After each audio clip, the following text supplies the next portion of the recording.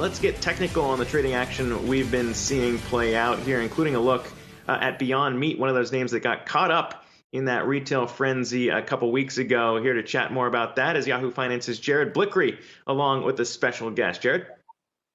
All right, we got Brian Shannon here, founder of alphatrends.net, and let's go into Beyond, because this is a stock we were talking about a month ago, starting to show some bullish signs, and it looks like it got caught up in the GameStop volatility, although I didn't really see it part of the Reddit phenomenon, but a lot of stocks just got caught up in it. So what are you seeing in this chart right now?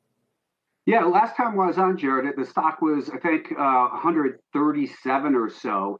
And, 2 days later, it gapped up to 200 plus.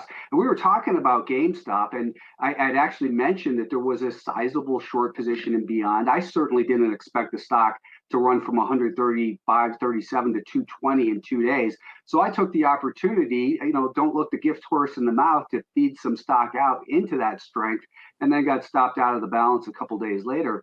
But now I think it's back to a place where it's a low risk area to reload for another thrust higher in shares of Beyond.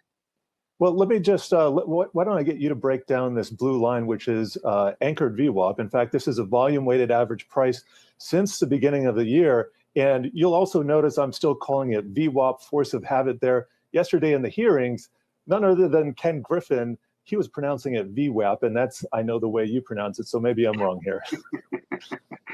Well, regardless of what it is, it's a great tool for really helping us determine who's in control from a certain point in time. And Ken actually said something really important that I think a lot of people missed, and that was that, he's talking about buying on behalf of institutions based on the daily volume weighted average price, the weekly, or even mentioned the monthly. Also, you've got the year-to-date volume weighted average price, and that's that blue line we're looking at on Beyond right now.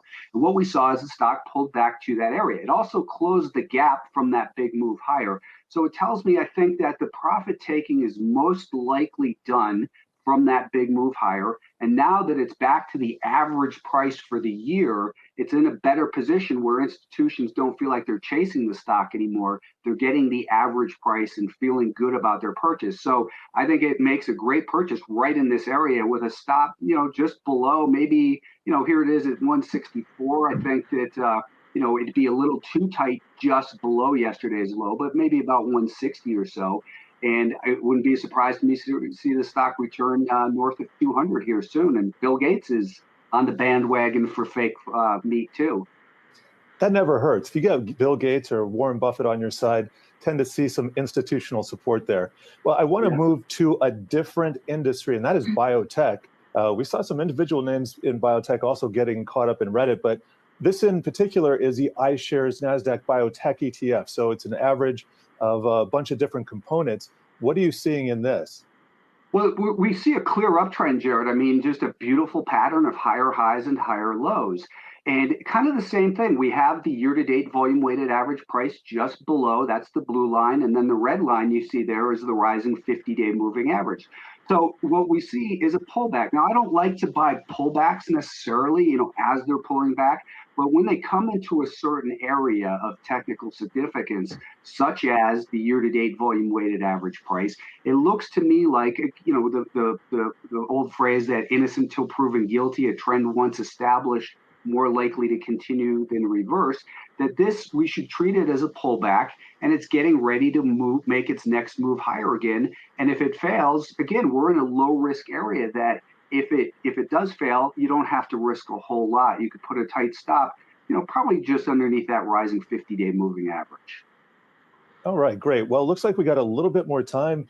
We were chatting about Tesla briefly. This is a stock that kind of broke 800. That was a red flag for me, but what are you seeing right now? Yeah, I mean, when we last time we spoke, it was just ahead of earnings in Tesla. And I had made a point that I was cautious ahead of the earnings because it's had such a good run. And now, the stock is 50 points lower from there. So, it always pays to be a little bit cautious ahead of earnings. But now we're seeing the stock is kind of settling onto its rising 50-day moving average. So I think it's just a little bit neutral here right now. Not quite ready to buy, but certainly in an area where it's going to make sense to start looking for emerging signs of strength again to see if it can continue to move higher, or if it's going to be a deeper correction, or maybe just something that needs some more time to digest the big gains of the last year or so. All right, Brian Shannon of Alpha Trends, thank you for joining us. Tossing it back to you, Zach. Thanks, Jared. All right, Jared Blickery, appreciate